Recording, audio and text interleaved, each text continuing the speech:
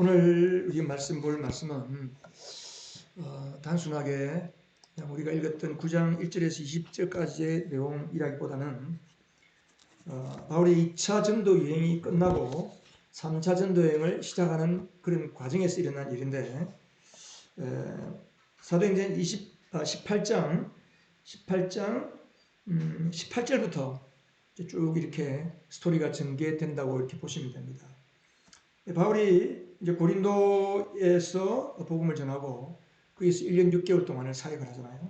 그래서 여러 날을 머무른 뒤에 이제 배를 타고 에베소로 떠나게 됩니다. 제가 오늘 지도를 못 띄웠는데, 이제 에베소로 가면서 누구를 데려갔냐 하면 브리스길라와 아굴라 부부와 함께 갔습니다. 그리고 이제 에베소에서는 오랜 시간을 머물지를 못했습니다. 왜냐하면 바울에게 그 겐그레아는 고린도 도시 바로 옆에 붙어 있는 도시인데, 그 겐그레아에서 하나님께 대한 강렬한 서원이 있었습니다. 서원. 그래서 머리를 깎습니다. 우리 유대인들의 관습에 성경에 서원하면 이제 머리에 손을 못 대기 때문에 오랜 기간 동안 머리를 기르도 자르지 못하기 때문에 머리를 깎았다고 했습니다. 머리를 깎고 이제 하나님께 서원하는 그 서원의 내용은 성령께서 우리가 앞으로 계속 쭉 봐가면 알겠지만, 성령께서 바울의 마음속에 로마까지 가서 복음을 전해야 하는 강한 열망을 주셨어요. 그것이 어떻게 이루어질지는 모르지만 하나님께서 계속해서 바울 마음속에 로마까지 가야 된다, 그런 마음을 주셨기 때문에 그것에 대해서 아마 서원을 했던 것 같아요. 그리고 이제 에베소에 이 브리스길라와 아굴라를 떨어뜨려 두고 바울은 배를 타고 예루살렘에 도착해서 예루살렘 교회를 방문하고 다시 안디옥으로 돌아갔습니다. 그것이 이제 18장 18절에서 23절까지입니다. 22절까지입니다. 그리고 이제 23절에 보면 바울이 안디옥 교회에 한 6개월에서 길게는 1년 정도 머물다가 다시 제3차 전도 여행을 출발하게 됩니다. 전도 3차 전도 여행은 2차 전도 여행 때 가보려고 했지만 제대로 가서 복음을 전하지 못했던 그 소아시아의 북쪽의 고산지대, 갈라디아라든지 부르기아라든지 비두니아라든지 이런 지역을 두루다니면서 이제 신도들을 굳게 했습니다. 근데 이제 그러고 나서 바울이 19장에 보면 그 바울이 높은 지역을 거쳐서 에베소에 이르렀다 이 말은 23절에 그 갈라디아 지방과 부르기아 지방을 주로 찾아다녔다, 그 말의 반복입니다. 그때 에베소에 도착했습니다. 에베소에 도착했는데 그 에베소에서 믿는 자들이 있는데 보니까 뭐가 좀 이상한 거예요. 신앙이 좀 뭔가 부족하고 아닌 것 같은 거예요. 그래서 브리스길라와 아굴라를 불러서 물었을 거예요. 지금 에베소에 있는 예수 믿는다고 하는 사람들이 있는데 뭔가 신앙이 조금 예수의 복음의 신앙과는 거리가 멀는 것 같다. 어떻게 됐습니까? 무슨 일이 있었습니까? 물었더니 브리스길라와 아굴라가 이야기를 하는 거예요. 그게 이제 18장 24절에서 28절입니다. 여러분 성경을 보면서 말씀을 들으세요. 근데 이제 바울이 그 에베소를 떠나서 3차 전도 여행을 올 때까지 6개월에서 한 1년 정도까지 에베소에 그 아볼라라고 하는 유대 사람이 왔는데, 이 사람은 알렉산드리아 태생이다 그랬어요. 근데 이 사람이 아주 말을 잘하고 성경에 능통했다 그랬어요. 이 성경은 이때 당시의 성경은 당연히 구약 성경이죠. 근데 이 아볼로는 주님의 도, 복음의 신앙, 예수 믿는 사람들이 살아가야 하는 복음의 도리, 신앙의 삶의 원리, 길, 이런 것들을 배워서, 누군가로부터 잘 배워서 잘하는 사람, 그리고 예수님에 관한 일도 아주 정확하게 알고 가르치는 사람이에요. 그렇지만 25절에 보니까, 18장 25절에 보면, 그렇지만 그는 무엇밖에 알지 못했다 그랬어요? 요한의 세례밖에 알지 못했다 그랬습니다. 복음은, 여러분, 복음은 full gospel, 완전한 복음, 순복음. 뭐 우리 교회 중에도 순복음 교회가 있잖아요. 이 순복음 교회라는 말은 완전한 복음은 전체적인 완전한 복음, 온전한 복음. 이 온전한 복음은 뭐냐면 예수님이 십자가에 피 흘려 죽으심으로 우리의 죄를 용서해 주시고, 그리고 부활하심으로써 우리에게 새 생명을 주시고, 이 예수 그리스도를 우리가 믿음으로 받아들일 때에 우리가 죄 용서를 예수님과 함께 내 모든 죄가 다 해결되고 나의 옛사람은 십자가에 죽고 부활의 생명으로 새롭게 태어나고, 성령으로 거듭나고, 그리고 성령으로 거듭날 뿐 아니라 성령으로 세례를 받는 것까지, 성령으로 충만하게 돼요. 성령으로 세례받는 것까지를 합쳐서 온전한 복음이라 그러는 거예요.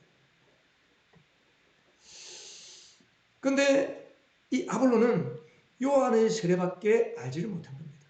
예수의 이름으로 세례를 받는 걸 몰라요. 예수의 이름으로 세례 받는다는 거 뭐, 여러분 세례 받을 때 어떻게 받으셨어요? 그냥 교회 나오면 무조건 세례 주던가요? 아닙니다. 예수 이름으로 세례를 받을 때는 반드시 복음을 듣고 복음에 대해서 그가 믿겠습니다 하고 의식으로 반응하고 그 믿음을 고백하면서 세례를 받는 거예요. 그래서 물속에 들어갈 때 내가 옛사람은 십자가에 주님과 함께 죽고, 물에서 올라올 때 예수님과 함께 내가 영적으로 하나가 되어서 다시 살아났습니다. 그래서 세례를 받고 우리가 죄에서 회개하고 세례받고 나올 때에 성령으로 주님께서 우리를 충만케 하신 겁니다. 그래서 성령까지 받아야 되는데 요한의 세례밖에 못 받으니까, 모르니까. 근데 문제는 뭐냐 하면 아볼로가 회당에서 그 예수님의 도와 예수님에 관한 일을 정확하게 알려주지만은 담대하게 이렇게 말을 하니까 그 회당에 나가던 브리스길라와 아굴라가 듣고서 아, 저거는 아니구나 마음에 꺼림칙했어요. 그래서 브리스길라와 아굴라가 아볼로를 따로 데리고 나왔어요. 그죠? 여기 보면 26절에 따로 데리고 나와서 하나님의 도를 더 자세하게 설명하여 주었다. 이제 도라는 말이 자꾸 나옵니다. 예배소 그 전도하는 현장에 보면 도라는 말이 나옵니다. 도. 이 도. 19장 9절에도 보면 이 도를 비난하기 때문에 도라는 건 여러분, 제가 그 서울에 있을 때도 그렇고 서면 지하차도를 지나가다 보면 누군가 옆에서 와가지고 도에 대해서 아십니까? 이렇게 물어보는 사람들이 있어요. 여러분 혹시 그런 사람들 만나보셨죠? 예. 그 도는 사이비 도입니다. 예. 진짜 도는 예수 믿는 도, 길, 예수님의 길. 오직 예수 그리스도께서 우리의 길과 진리와 생명이 되시기 때문에 예수님만이 우리의 진정한 길이에요. 여기서 말하는 것은 도, 길도자예요. 하나님으로 가는 길, 우리의 생명의 길. 쉽게 말하면 복음의 도리, 복음으로 살아가는 신앙의 도리를 이야기합니다. 그래서 이것을 브리스길라와 아굴라가 자세하게 설명을 합니다. 그때에서 비로소 아볼로가 그것을 깨닫고 그가 성령으로 거듭났는지 성령의 충만을 받았는지에 대해서는 언급이 없어요. 그렇지만 아볼로가 이제 그 에베소에 있는 사람들로부터 편지를 이렇게 받고 그 고린도 교회 추천서를 받고 고린도 교회로 갑니다. 그래서 고린도 교회 가서 28절에 보면 그 성경을 가지고 예수 그리스도이심을 증명하면서 유대 사람들에게 힘있게 논박했다. 논리적으로 반박했다는 거예요. 율법이 아니고 은혜로 구원받는다. 그런 걸 지냈겠죠. 얼마나 고린도 교회에 이 아볼로가 영향을 많이 미쳤냐 하면 고린도전서를 보면 그 바울이 편지에서 뭐랬냐면 너희들이 왜 서로 분파를 나누느냐. 너희 중에 그리스도파, 바울파, 베드로파, 아볼로파가 있구나. 뭐 이러면서 이야기하면서 그 아볼로파까지도 고린도 교회 안에 생길 정도로 굉장히 영향력을 끼친 인물이에요. 이 정도로 말을 잘하고 영향력이 있으니까 그에게 영향을 받았던 에베소에 믿는 사람들 몇몇이 있는데 그들도 역시 요한의 세례밖에 모르는 거예요. 그래서 바울이 와서 그 몇몇 제자들이 묻는 거예요. 2절에 보면 19장 2절에 여러분들은 믿을 때에 성령을 받았습니까? 그들이 뭐라고 얘기했습니까? 우리는 성령이 있다는 말을 들어보지도 못했습니다. 바울이 묻습니다. 그럼 여러분 무슨 세례를 받았어요? 요한의 세례밖에 못 받았다는 거예요. 그래서 바울이 이 요한의 세례라고 하는 것은 우리가 돌이켜서 하나님께 우리가 회개합니다. 그동안 잘못 살았습니다. 하나님께 회개를 위한 세례였지 예수의 이름으로 구원받는 세례가 아니다. 그걸 이야기하는 거예요. 요한이 세례를 베푼 것은 내 뒤에 오시는 그리스도가 있는데 그 그리스도를 드러내기 위해서 하나님 앞에 회개의 세례를 준 거예요. 구원의 세례가 아닌 거예요. 바울이 이제 이런 이야기를 하면서 그들에게 세례를 주었습니다. 세례를 주고 6절에 보면 바울이 그들에게 손을 얹으니까 그들에게 무엇이 내렸습니까? 성령이 내렸습니다. 성령이 내린 증거가 뭡니까? 방언으로 말하고 예언을 했는데 모두 12명쯤 되었다 그랬습니다.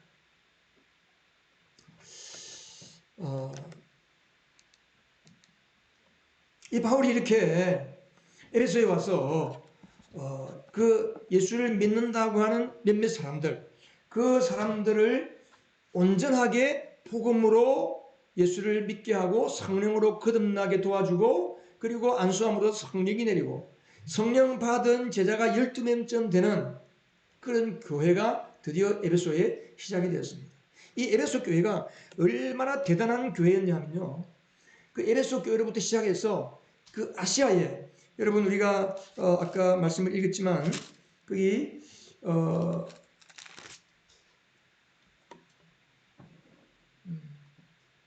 17절에 보면 이 일이 에베소에서 사는 모든 유대 사람과 그리스 사람에게 알려지니 그들은 모두 두려워하고 예수 이름으로 찬양하였다.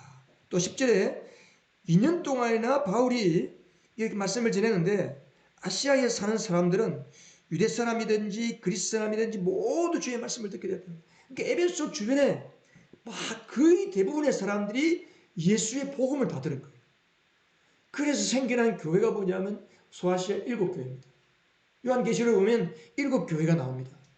다 에베소 부근에 있어요. 에베소 부근에.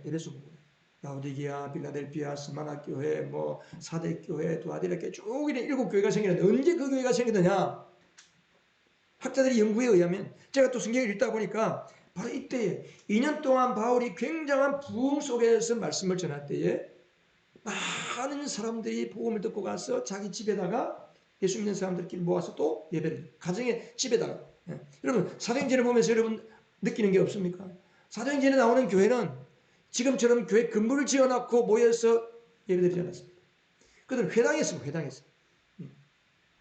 바울이 그렇게 이제 성령 받고 12명이쯤에 이제 교회가 기초를 이루었는데, 바울이 계속해서 이제 회당에 들어가서 석 달 동안을 하나님 나라에 대해서, 왜? 하나님 나라는 구약 성경에 나타난 주제이기 때문에 이 유대인들이 하나님의 나라에 대해서는 잘 알아요. 그들이 하나님의 나라가 언제 이루어지느냐? 다윗 왕국이 다시 재현되는데 그 다윗 왕국의 재현이 이루어질 때 하나님의 나라가 임한다. 그 하나님의 나라를 임할 때 그 하나님 나라의 왕이 누구냐? 바로 메시아다. 메시아가 오면 우리나라에 하나님이 다스리는 나라가 된다라는 사상이 있었어요.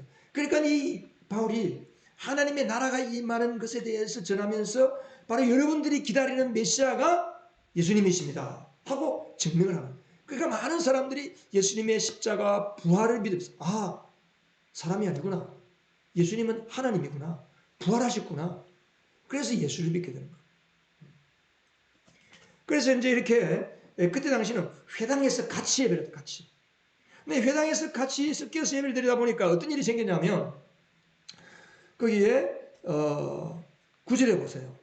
9절에 보면, 그러나 몇몇 사람들은 마음이 완고하게 되어서 믿으려 하지 않고 온 회중 앞에서 이 돌을 비난함으로, 대놓고 바울을 비난하는 거예요. 바울이 전하는 복음의 말씀을 아니다라고 말하고 비난하는 거예요.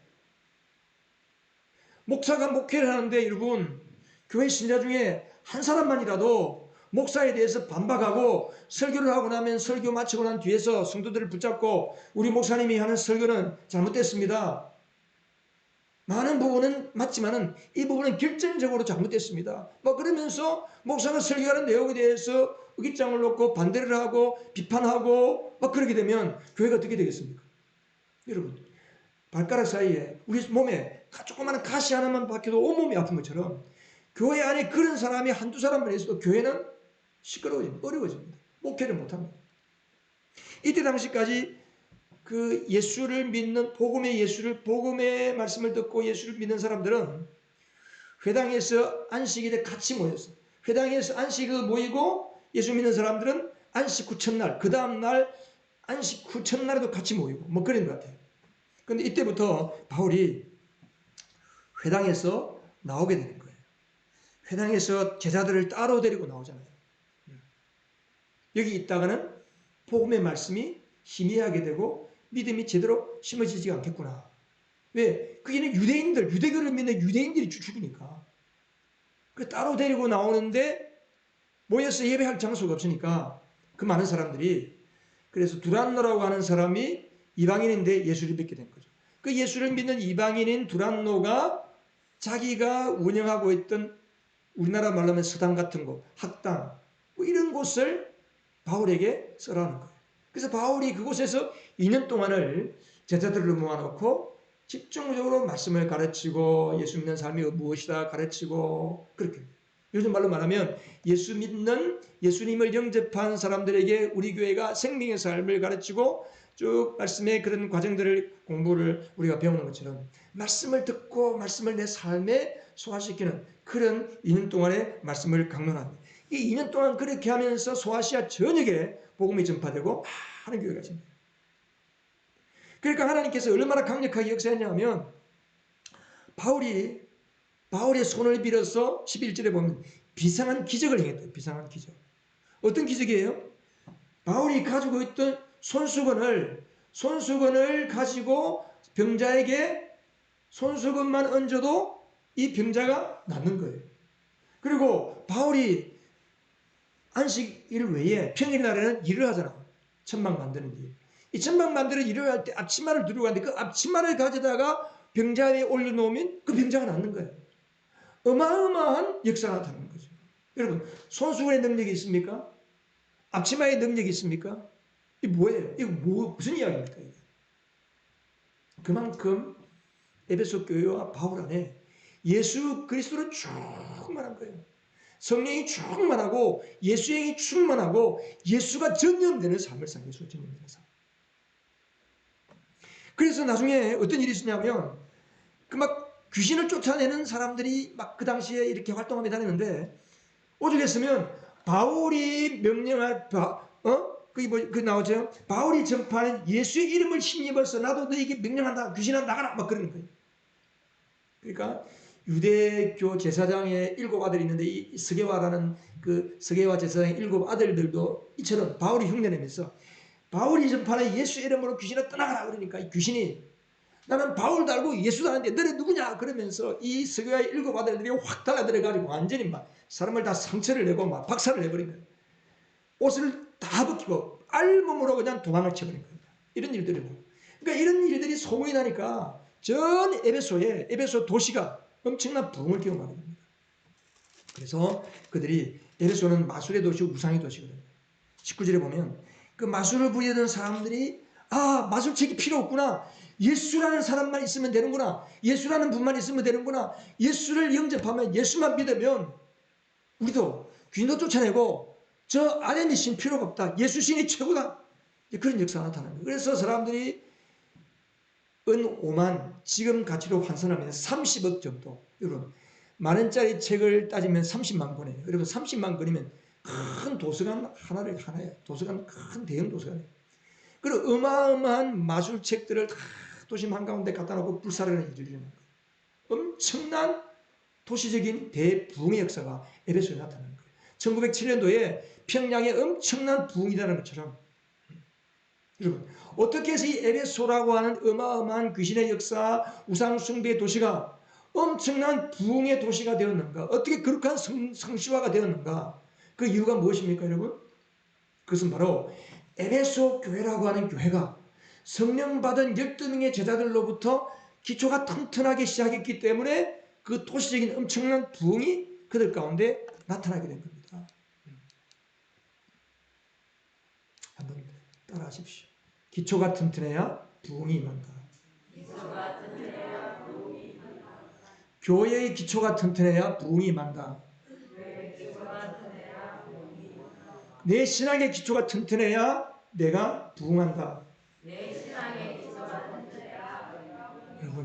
여러분 삶 속에 부흥이 임하기를 기대하십니까? 여러분 가정이 부흥되고 예수 믿는 사람이 나타나고 믿지 않은 사람들이 예수 믿게 되고 안 믿는 가족들이 예수님께 돌아오고 경제가 여러분 믿음이 부흥하고 성령의 역사가 나타나서 영적인 부흥이 일어나면 경제적인 부흥은 따라오는 거예요.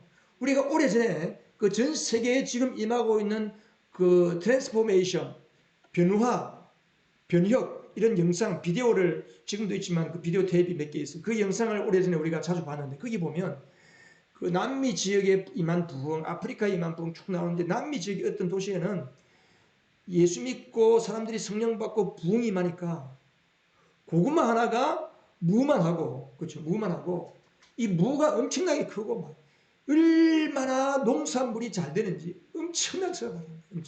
그러니까 우리의 심령이 변화되고 영적인 부흥이 임하면, 교회의 부흥이 임하면 그 교회가 속한 지역이 바뀌고 지역이 부흥하고 경제적으로 부흥하고 도시가 변혁이 되는 역사가 나타나는 겁니다.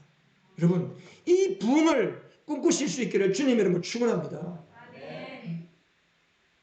자, 그러면 우리는 이 말씀을 보면서 도대체 에베소의 기초가 뭐냐? 에베소 교회의 기초가. 자, 에베소라고 하는 도시가 어떤 도시냐 하면 이게 아데미 신전입니다. 이게 아르테미우스 신전. 이 아르테미우스 신전은 가로가 기둥이 8개, 세로가 기둥이 20개, 160개 기둥이에요. 높이가 20m예요. 높이가 20m면 약 3층, 6층에서 7층 높이에요. 이런 어마어마한 신전이 가로가 71m, 세로 길이가 129m. 이런 어마어마한 파르테논 신전이 있습니다. 그리고 이 아데미 여신상이, 이 아데미 여신상은 풍요와 다산의 여신이에요. 그 고대에는 많은 자녀를 낳아야 자기 집안의 경제적인 일익이 생기기 때문에 노동력이 생기는 거예요. 자녀를 많이 낳아야 돼. 그게 다산이에요, 다산. 이 아데미 여신에게는 수많은 젖가슴을, 유황을 가지고 있는 거예요. 그래서 이 에베소 지역의 곳곳에 수많은 아데미 여신상들이 세워져 있고, 그리고 우리가 또 다음에 볼 수 있을지 모르겠지만 그 데메드리오죠. 데메드리오라는 사람이 이제 이 우상장사인데 이거 나오죠. 19장 38절에 나옵니다. 데메드리오라는 사람이 이 아데미 여신상을 은으로 새기고 금으로 새기고 막 새겨가지고 장사를 하는데, 에베소 도시 전체가 부흥을 하고 마술책을 다 불살라버리고 다 우상을 떠나버리니까 장사가 안 되는 거예요. 그 나중에 데모를 일으키고 에베소에 큰 소동이 일어나는 일이 있는데, 그만큼 에베소라는 도시는 마술과 우상 숭배의 도시였어요. 그리고 이 에베소에 또 이런 원형 경기장이 있습니다. 엄청나게 큰 원형 경기장이었죠. 이 정도로 에베소는 그런 도시인데, 그런 도시를 변화시키는 에베소는 도대체 어떤 교회냐? 어떤 교회냐? 여러분, 교회 기초는 뭐가 교회 기초겠어요? 교회 기초. 우리가 제가 한 2, 3주 전에도 이와 비슷한 말씀을 전했는데, 마태복음 16장 18절에 보면, 마태복음 16장에 보면 예수님께서 제자들에게 너희는 나를 누구라고 하느냐? 그러니까 베드로가 뭐라고 고백했습니까? 주는 그리스도시요 살아계신 하나님의 아들이십니다 라고 고백합니다. 그러니까 예수님께서 베드로를 칭찬했습니다. 이것을 알게 하는 네가 아니고 하늘에 계신 내 아버지다. 하나님 아버지가 그것을 알게 해주신 거예요. 다른 말로 하면 성령의 계시가 임한 거예요. 성령께서 예수님이 누군지를 알아보게 하고 그 믿음을 고백하게 하는 거예요. 여러분, 거듭나는 거예요. 성령으로 거듭날 때, 아까 아볼로는 성령으로 거듭나지를 못했어. 배워서 하는 거예요. 누군가에게 배우고 성경을 읽고 배워서 머리는 새로워, 지식은 새로워졌는데 영혼이 거듭나지 못한 거예요. 우리 영혼이, 여러분, 거듭난다고 말할 때 내 몸이 다시 태어나는 게 아닙니다. 지식이 다시 태어나는 게 아닙니다. 내 영이 태어나는 거예요. 사람에게는 영이 있고 혼이 있고 몸이 있는데, 영은 하나님만이 거하는 장소예요. 그런데 죄악으로 인해서 영이 다 죽어버렸어요. 영이 새카매버렸어요. 캄캄해버렸어요. 하나님이 누군지 알 수가 없어요. 이것은 다만 오직 성령께서 알려주실 때에 그 영이 밝아지고 하나님을 알아보고 예수님을 알아보면서 예수님이 나에게 어떤 분이구나 하는 믿음의 고백을 하는 거예요. 그래서 성령으로 거듭난다고 말했을 때, 성령으로 예수님의 십자가의 사역과 부활의 그 생명을 믿으면서 믿음으로 고백할 때 성령으로 거듭나는 거예요. 베드로가 성령으로 주는 그리스도시요 살아계신 하나님의 아들입니다. 그러니까 예수님께서 칭찬하시잖아요. 그러면서 나도 너에게 말한다. 너는 베드로다. 베드로라는 말은 페트로스라는 말의 뜻은 돌멩이에요, 돌멩이. 근데 나는 이 반석 위에다가 내 교회를 세우겠다.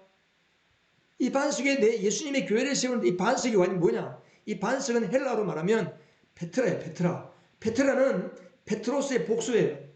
그러니까 베드로와 같은 몇몇 사람들 위에다가 내가 교회를 세우겠다 그런 이야기예요. 근데 가톨릭에서는, 로마 가톨릭에서는 베드로만이 반석이기 때문에 베드로가 초대 교황이고 베드로의 교황을 대를 이어받은 사람들이 지금의 교황이에요. 그래서 지금의 교황은 성경의 권위보다 더 높이 있어요. 교황이 말하면 성경에 없는 이야기도 성경과 똑같은 권위를 가지게 되어 있어요. 로마 가톨릭이 잘못됐죠. 만일에 베드로에게 물어보지 않고 요한에게 물었어요. 베드로 예수님께서 요한아 너는 나를 누구라고 하느냐. 그랬을 때 요한이 주는 그리스도시요 살아계신 하나님이십니다.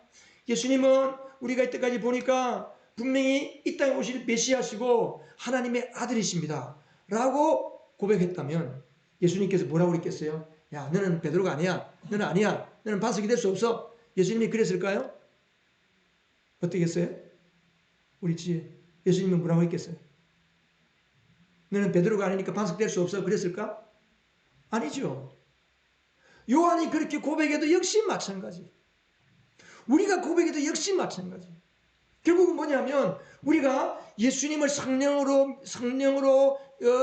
지식을 따라서 믿어진, 쉽게 말하면 믿어진. 여러분 믿음은 목사님이 세례 받으세요. 예수님이 이런 분입니다. 믿습니까? 세례 받으세요. 그러니까 예 그렇습니다. 내가 예수님 마음에 모시겠습니다. 그런다고 여러분 끝나는 게 여러분 우리 한국에 좀 잘못된 어떤 그런 부분이 있는데 이 대학생 선교회에서 이 전도 책자에다가 그냥 만나는 사람에게 가가지고 읽어주는 거예요. 하나님이 당신을 사랑하십니다. 당신을 위한 놀라운 계획을 가지고 계십니다. 예수님을 마음에 영접하면 하나님의 자녀가 됩니다. 쫙 읽어주고 이제 이 말씀을 따라 기도하시면 하나님의 자녀가 됩니다.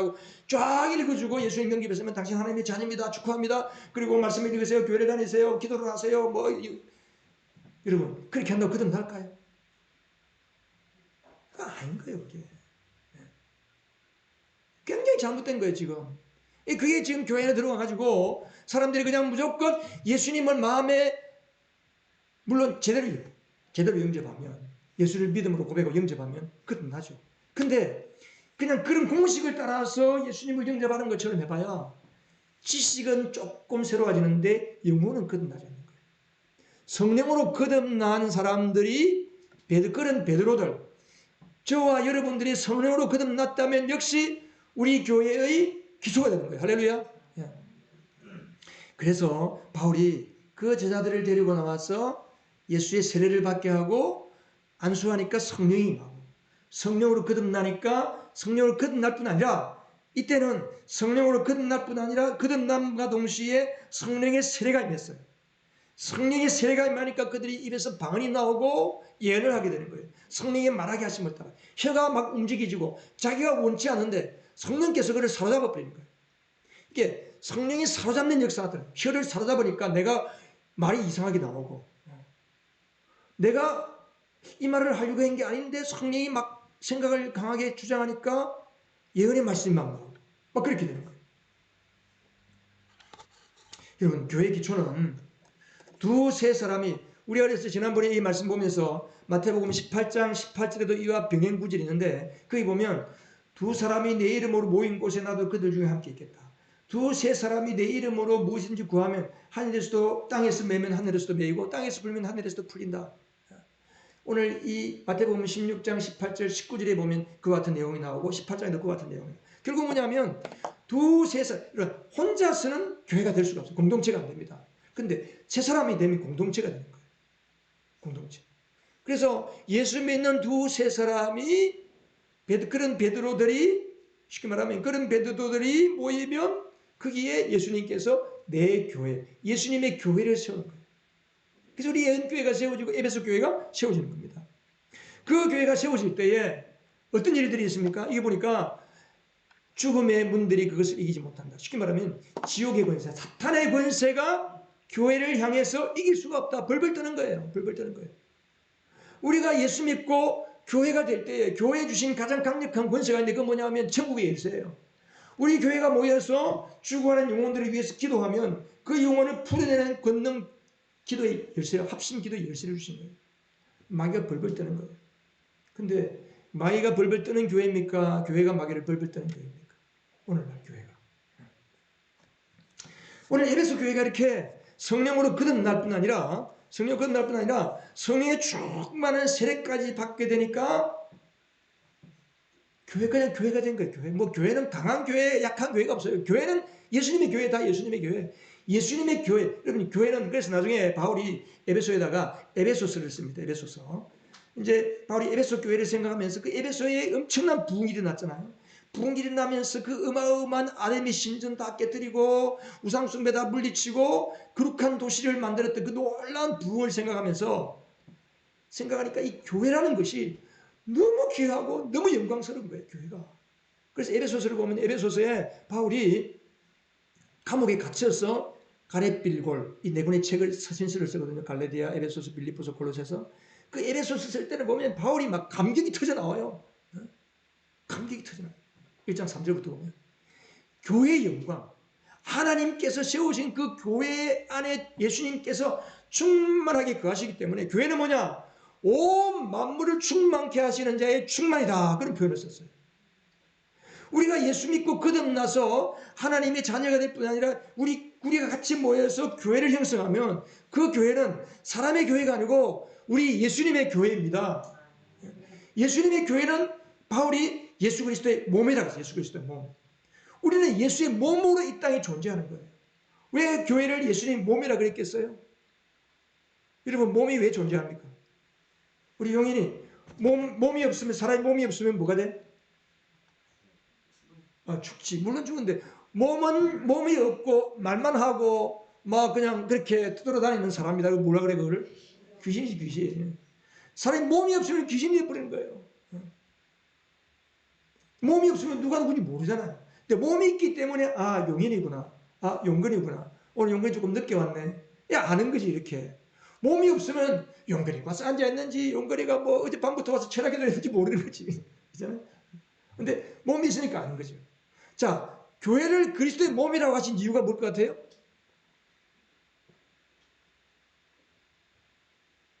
답을 다 같이 드렸는데 사람들에게 예수 그리스도를 나타내어 보여주는 거예요. 교회는 예수님을 나타내 보여주는 곳이 교회입니다. 여러분, 우리 교회의 건물이 예수님을 나타내고 있습니까?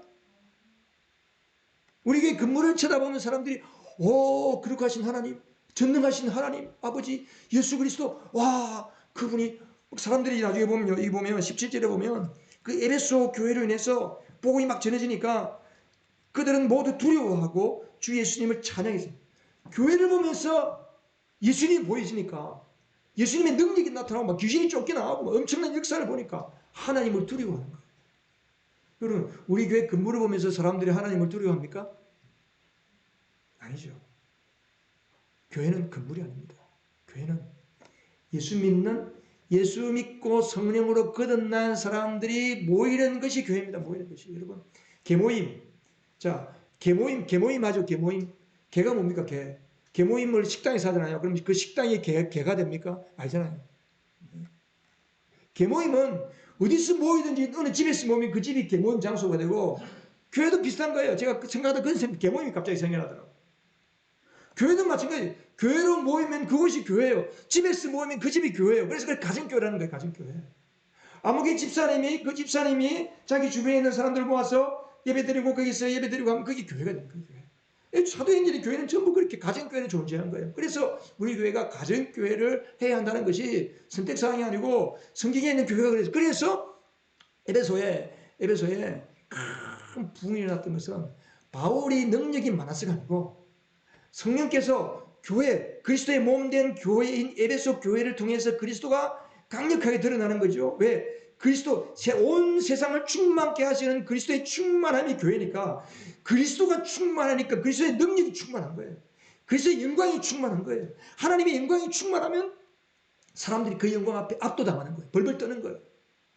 사람들이 오늘날 왜 코로나 때문에 교회를 깔보고 교회를 무시하고 교회를 비방합니까? 교회 안에, 교회를 통해서, 예수 믿는 사람을 통해서 그리스도의 영광이 안 나타나기 때문에 그래요. 그런 거예요. 여러분 주변에 있는 사람들이 왜 예수를 안 믿는 줄 아세요? 내 가족들이 왜 교회를 안 나오는 줄 아세요? 여러분에게 그리스도가 안 나타나는 거예요. 보니까 그리스도가 영광 가운데 나타나고 와, 예수를 믿으면 저렇게 되는구나. 어우, 내가 예수 믿어야 되겠다. 여보, 나 교회 좀 데려가줘. 여러분, 이 목장, 같이 간증하는 목자들 이야기 들어보면 그런 얘기 많이 해요. 나 좀 교회 좀 데려가. 전화해가지고. 그러니까 에베소에, 이 에베소 교회 때문에 그런 일이 일어나고, 그리고 바울의 혼자의 능력이 아니고, 에베소 안에 많은 집집마다 예수를 믿는 제자들, 이 12명의 제자들이 있잖아. 그 12명의 제자들이 또 12개의 교회가 되는 거야, 자기 집이. 그래서 자기 주변에 VIP들을 또 소개해서 예수 그리스도를 나타내고, 우리 집에 와서 밥 먹자 해가지고, 우리 내 삶에 예수님이 나타난 이야기를 하는 거예요. 예수님 때문에 내가 이렇게 됐고, 힘들었는데, 결혼 와서 이렇게 됐는데, 이렇게 됐다, 쭉쭉 하고. 그러니까 그 사람 보니까, 저분을 보니까, 아, 진짜 예수님이 계시네. 아데미가 아무것도 아니네. 정말 예수님이, 하나님이 맞네. 형님, 나도 좀 예수 믿으려고 어떻게 하는 게 예수 믿습니까?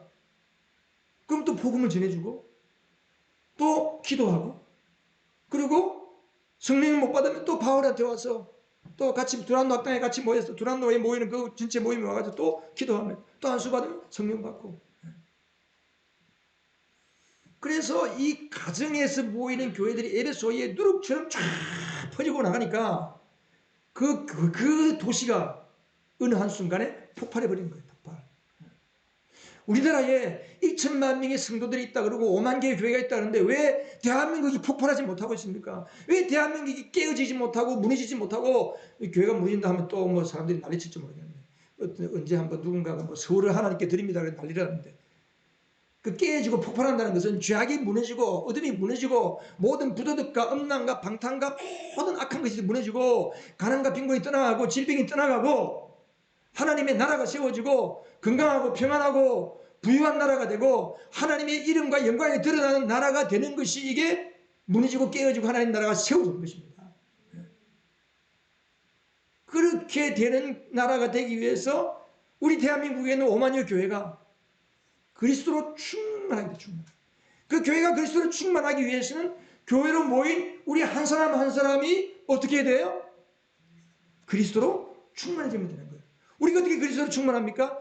예수 그리스도의 십자가와 부활을 내가 믿고 그 믿음을 고백할 때에 성령으로 예수님이 믿어지는 역사가 나타나면서 거듭나게 되고 성령으로 거듭난 자가 성령의 세례와 성령의 충만을 받게 되는 거예요. 여러분은 어떻습니까? 우리 교회는 어떻습니까?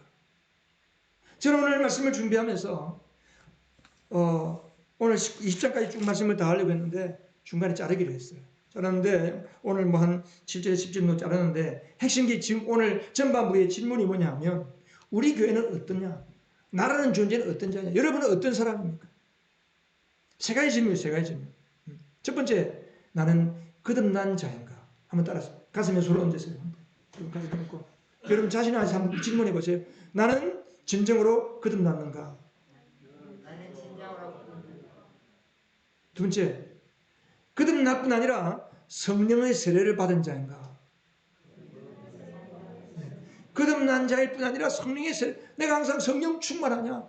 여러분, 성령의 세례는 쉽게 말하면 첫 번째 성령 충만을 경험하는 것이다라고 말하면 그냥 쉬워요. 그냥 어렵게 설명, 신학적으로 교리적으로 설명할 필요 없이. 세 번째는 뭐냐 하면 나는 세상으로 파고 들어가서 내 주위 속에 그리스도를 충만하게 드러내고 있는가? 다시 한번 해보세요. 세 번째, 나는 세상에 파고 들어가서 그리스도를 충만하게 나타내고 있는가? 나는 그리스도로 거듭났는가? 나는 성령의 세례를 받았는가? 나는 세상 속에서 그리스도를 충만하게 드러내고 있는가? 여러분, 이 세 가지만 있으면 딴 거 필요 없어요. 뭐 전도하고 뭐 총동원주의를 하고 사람들에게 뭐 전도는 예수님이 드러나면 자연스럽게 전도예요. 뭐 모여서 뭐 친교 야유회를 가고 뭐 기도원을 가고 우리끼리 모여서 뭐 즐거운 행사도 하고 교회마다 뭐 1년에 한 번씩 운동회도 하고 뭐 그런 거 필요 없어요. 그러니까 자연스럽게 돼. 자연스럽게 내 안에 그리스도가 충만하면 기쁨이 충만하고 막 예수 믿는 사람들끼리 모여지면 헤어지기 싫고 막 그런 사람이 되는 거예요. 예배를 드리면 막 목사님 설교가 벌써 끝나요? 벌써 끝나요? 좀 더 해주세요. 막 이런 역사가 나타나게 되는 거예요. 앞에서 콧방귀를 뀌고 있어. 고성을 치고 있어. 아, 여러분, 그게 오늘 목사님이 오늘 조금 또 오버하네. 시계가 벌써 20분인데 벌써 목사님 설교가 너무 길어요. 또 한마디 들을 수 있는데. 여기 보니까 바울이,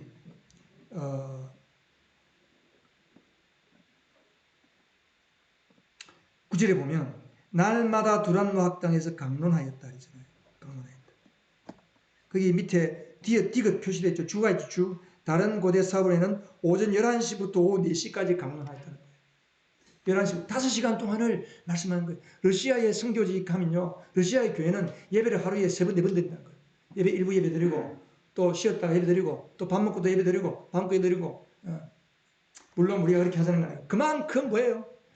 말씀에 대한 사모함이 나타나고, 같이 모여서 찬송하고 기도하는 것이 너무 지금 이 세상에서 누리는, 술 마시면서 장단 맞춰 노래하고 노래방 가서 마이크 잡고 노래 부르는 거 하고, 그거는 게임이 안 되는 거예요. 그 게임.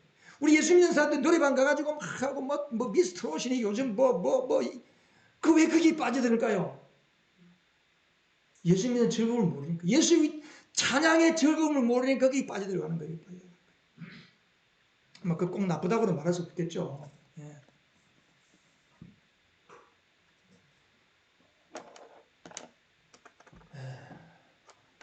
오늘 이만큼 끝내고, 이만큼 다음 주에 또 2부 진행해야 되겠습니다.